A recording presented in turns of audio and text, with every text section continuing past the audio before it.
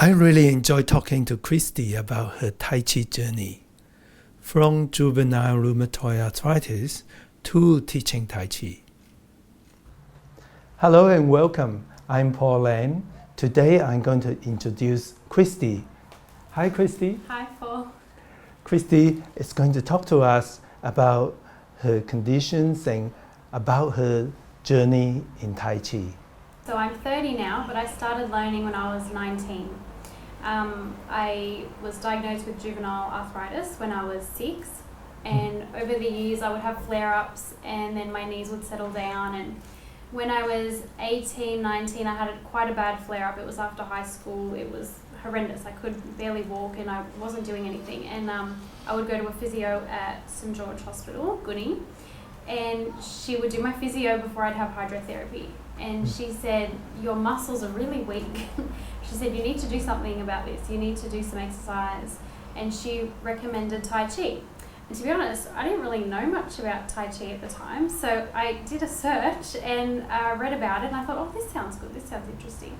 So I took her advice and I went to a local class with Jenny Alfonso, or Jenny Patterson, in Oatley, here in Sydney.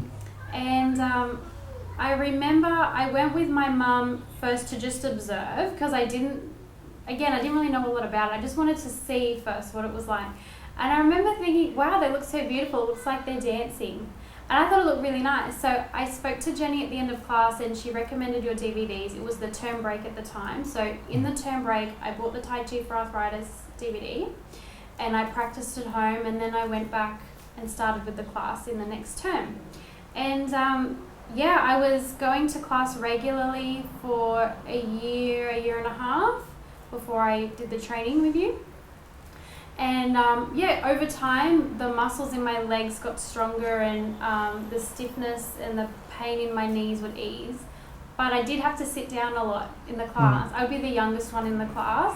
Yeah. And I'd have to sit and have rest breaks, because the pain was, now that I think about it, it was quite bad, and my knee was quite swollen. So it was difficult at first, but over time I had more energy to get through the whole class, and I just always felt very relaxed afterwards. So that's how I got into it. I was told by my physio to look into it. So he told me to take medication, and I didn't want to do that.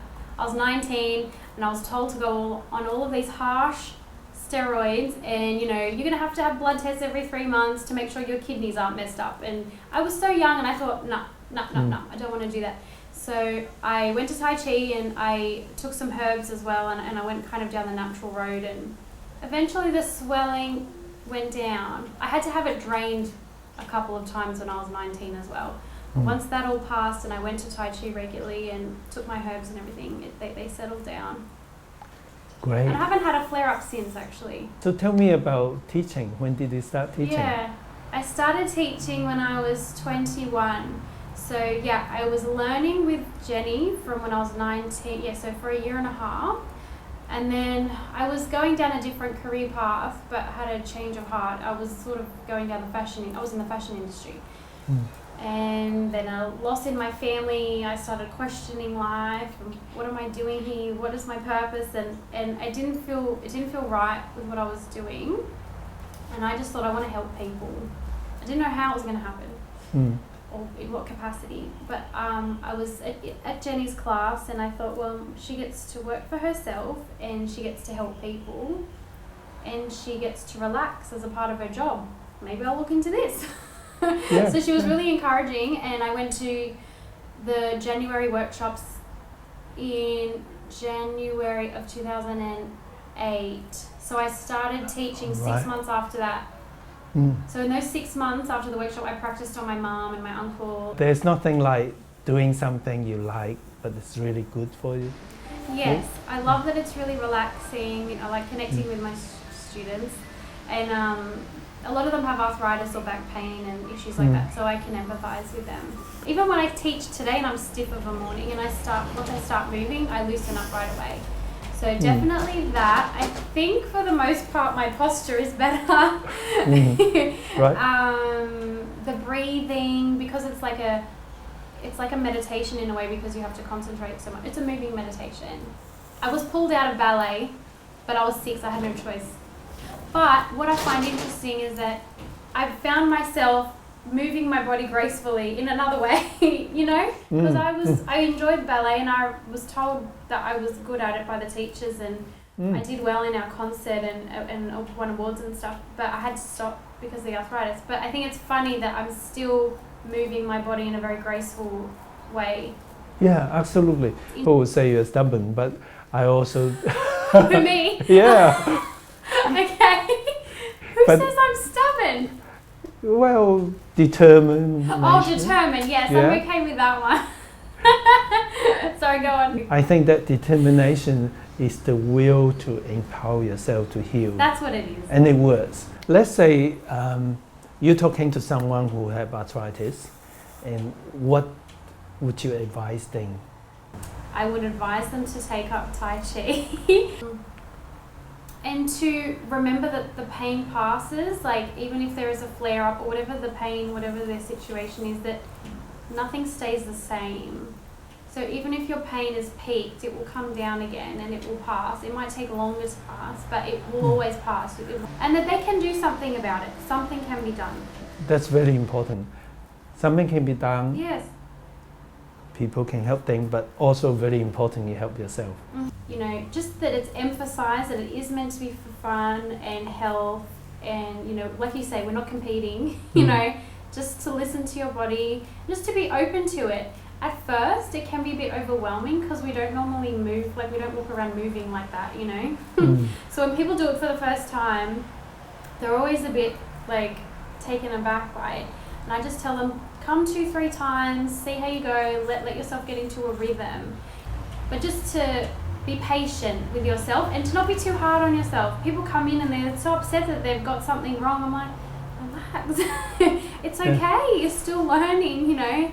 This is all very normal, just encouraging them that everything's fine, that it's okay to feel how they're feeling, and that it will get easier the longer they do it. As I was saying before, years ago I was keeping gratitude journals and regular journals too. You know, I had all sorts of journals. But I looked through my old ones to see what I wrote about Tai Chi when I started learning and when I started teaching as well. So I just jotted down a couple that I saw in my book. From Monday, December 18, 2006. The pain relief I felt instantly after Tai Chi. So that was something I was grateful for. The pain relief that I felt instantly after Tai Chi. So February 2008, I wrote, Mum letting me teach her Tai Chi today, and then Mum enjoying it. Wow, That's what I wrote. Well, that's beautiful. And I've got a couple more. August 2008, my first term is over, feeling a sense of accomplishment and gratitude. Gratitude that it went well and proud of myself. Good feeling of working for myself. Feels right and good. And then the 18th of October 2008, I had 10 students for my first Saturday class. A miracle. I didn't panic when I had 10 students today. So there were just a few. I wrote about it a lot. And I was looking through my journals, like, got to Tai Chi today, okay, had a good time at Tai Chi today. Dad dropped me off at Tai Chi today. You know, I feel a sense of healing after Tai Chi. Beautiful story. Thank you so much for sharing your inspiring story. Thank you, Paul. Everybody. I really appreciate this. This is really nice and an honour that you asked me to do this. Honestly, I appreciate it so much. Thank you, and I'm so glad that we've been connected all these years. I remember emailing you too when I started, and you were like, "Yes, come to the workshops." And you were very encouraging, and I remember you saying, because you have arthritis and other people will have arthritis, that it's such a good thing to be able to empathise and have compassion for them. And that was very encouraging us to remember that you said that to me. So thank you.